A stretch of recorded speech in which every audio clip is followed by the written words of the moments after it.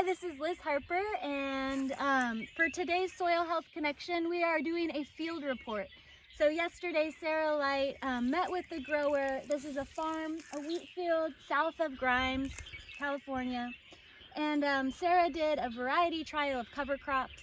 She met with the grower and they were digging up roots and just looking at all of the varieties, just having this really robust conversation about just what the varieties' characteristics were and how they competed with weeds and all of the other, just beautiful conversation. And so the grower said, Sarah, this needs to be a soil health episode. So the next day we're out here and I'm going to be following Sarah along, and she's just going to be talking to you about her variety trial. Hi, I'm Sarah Light, Agronomy Advisor with UC Cooperative Extension. I'm here with Liz Harper and we are looking at this variety trial. So we have different types of legumes, grasses, and brassicas that have been planted here. These were planted with a push planter, so I didn't have a ton of control over seed spacing. We planted them in 4 rows per bed. These are 60-inch beds. And this cover crop did get an irrigation, about a foot of water at the end of February. And so it's looking a little bit better than some of the other cover crops in our area. It's in a wheat field, so the grower did irrigate for their crop. But it's a good opportunity to look at the cover crop and see how they look. So we have 4 types of clover here. We can see the clover is kind of mixed in its success. There are a lot of broadleaf weeds here that have kind of come up. This clover actually looks the best. This is a berseem clover. It's about a foot tall, and I just wanted to show the roots here. So this is where the nodules are. So when we're talking about nitrogen fixation, we're talking about this right here. Kind of looks like a little bloody sac. And actually, for those of you who are familiar with the Impossible meat or Beyond meat, how they make it bleed is using what they call leg hemoglobin. So that's the same kind of bloodiness here. And this is where the magic happens with the symbiotic relationship with our rhizobia bacteria that are using the carbon from our root exudates and fixing the N2 gas from our atmosphere into these roots.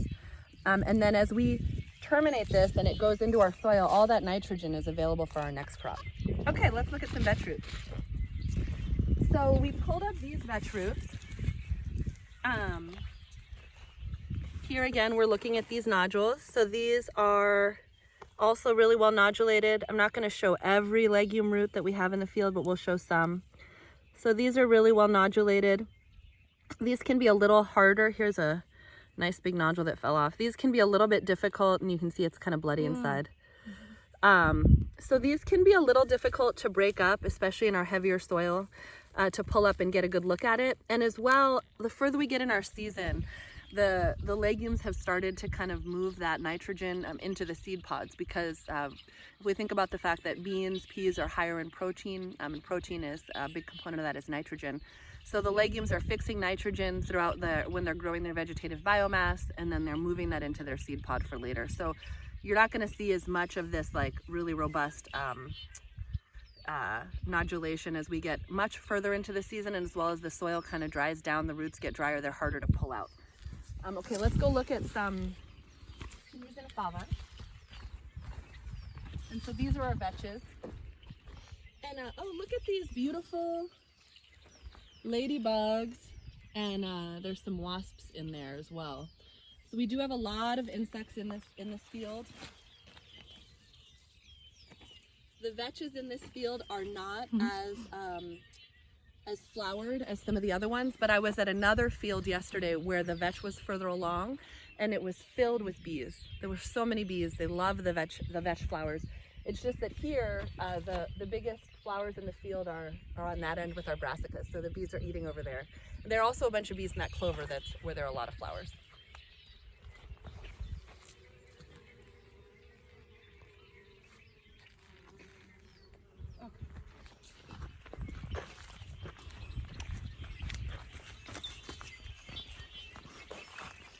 So these are some of our pea roots. Try to find the ones I just dug up today.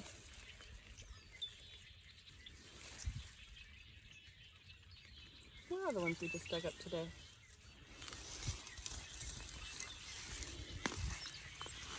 Oh, over here.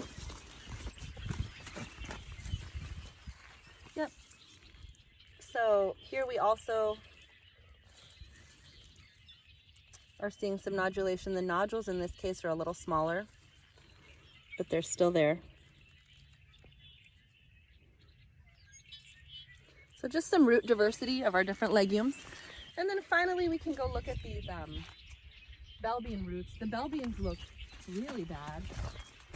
They were not able to close canopy at all, and they got really badly outcompeted from the weeds. But they do make a very nice root. So the root is really nice. We can see these robust nodules. The roots are both are robust, so that's really good for soil compaction, and we see this really nice nodulation. But this is not a legume that, in general this year, the legumes did less than ideally, I would say, because we had that really dry fall, and so the weeds just kind of got ahead of them, which is too bad. But it's interesting to see how some of the legumes like the peas and the vetches are doing much better than this bell bean. This is a cover crop I've used myself in my garden. I know growers who use it. It's also edible, so there are a lot of advantages to this, but unfortunately it doesn't seem to be as good at outcompeting the weeds. However, a crop that actually surprisingly looked really nicely this year was this flax. Flax is a beautiful plant to have in our cover crop mixes. It makes this beautiful flower for pollinators. It has this nice kind of tall fibrous plant that people will use to make cloth and materials. And then the roots are actually pretty nice and fibrous as well. So that's great for building our soil structure. That's great for our soil health. This really nice fibrous root in addition to adding beauty. And we can see there's just bees here pollinating away.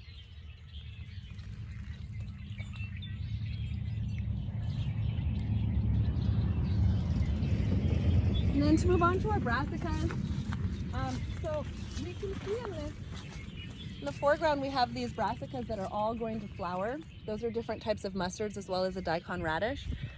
They're great for pollinators. We're next to an orchard, so that's great for our landscape. However, sometimes we can't really get out there. We can't predict our weather. So let's say we got some really late rain or the field was wet for another reason. We weren't able to terminate and our brassicas had gone to seed.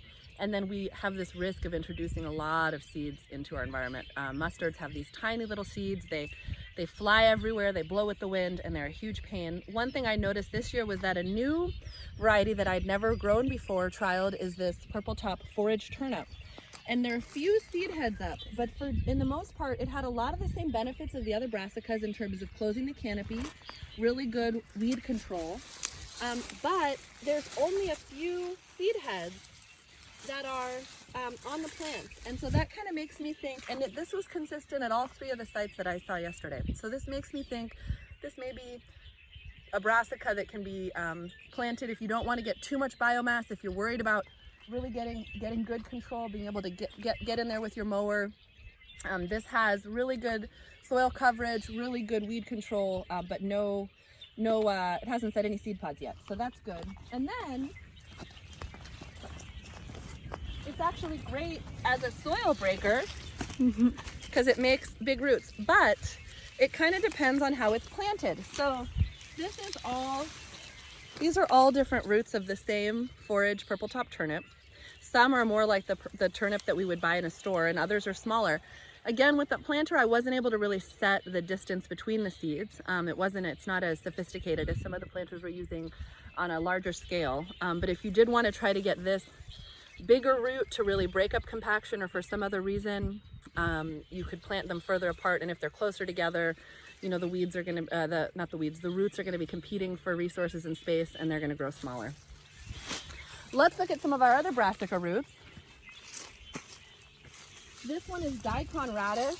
So in the Midwest, we see these videos of big daikons. Actually, some of our irrigation ditches, if this had gotten more water and had more space, we might have had like a really nice, fleshy, giant taproot.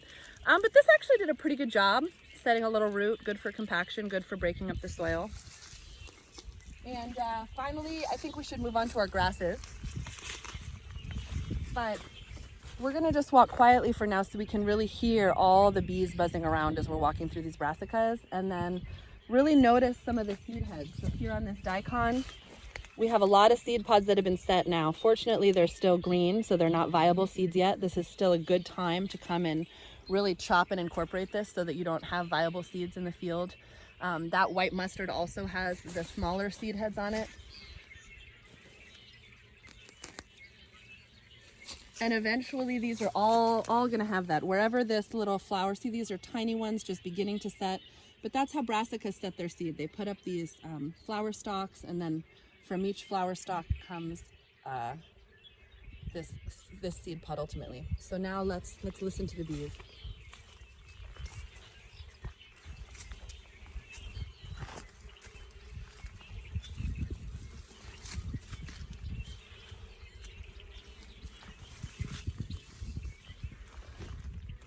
Okay, and then to look at our grasses, we have different varieties of grasses.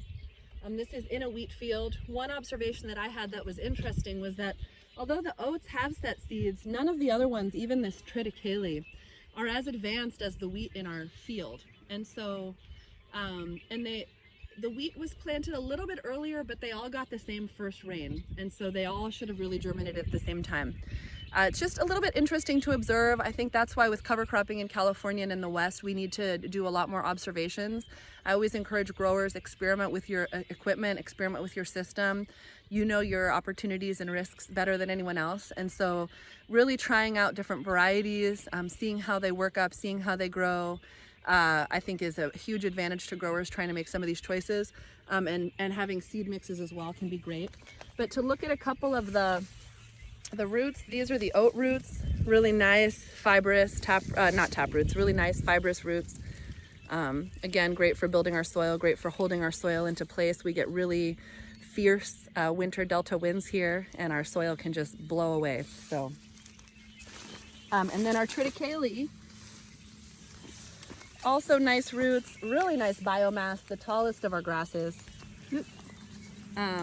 Some growers have actually commented to me though that when they are furrow irrigating, that triticale can make such a big such a big root ball that it'll get into their furrows, and when they're trying to run water over it, can actually physically block it. So that's why it's really important. I may look at this and an agronomist and a kind of an extension person and say, wow, look at this huge, amazing root ball. But a grower may say, ooh, that's going to clog up my furrow irrigation system. So again, really knowing what works and doesn't work, and and sharing that with your neighbors who have similar systems, I think is going to help us go a long way in promoting cover crops here in this area. One last thing I'll share is that there was really heavy volunteer sunflower pressure in the rest of the field. And one thing that our grower collaborator noticed yesterday was that within these cover crop plots, we had very few volunteer sunflowers. And so it does seem like, in general, although there are weeds for sure out here, and think about too that if this field was like drill seeded or really planted in a more technical fashion than with a push planter, we would have had less bare soil in a cover cropped field ideally. So we would have had better weed suppression, but in general, there does seem to have outcompeted our volunteer sunflowers for the most part. There is one, I've seen about 5 here. And so understanding some of those weed dynamics are also very important. And of course, sunflower is problematic because we don't want to introduce volunteer sunflowers into our hybrid seed production here in the Sacramento Valley. So unless Liz can think of anything that I forgot to mention, I think we'll wrap this one up. Thanks for listening.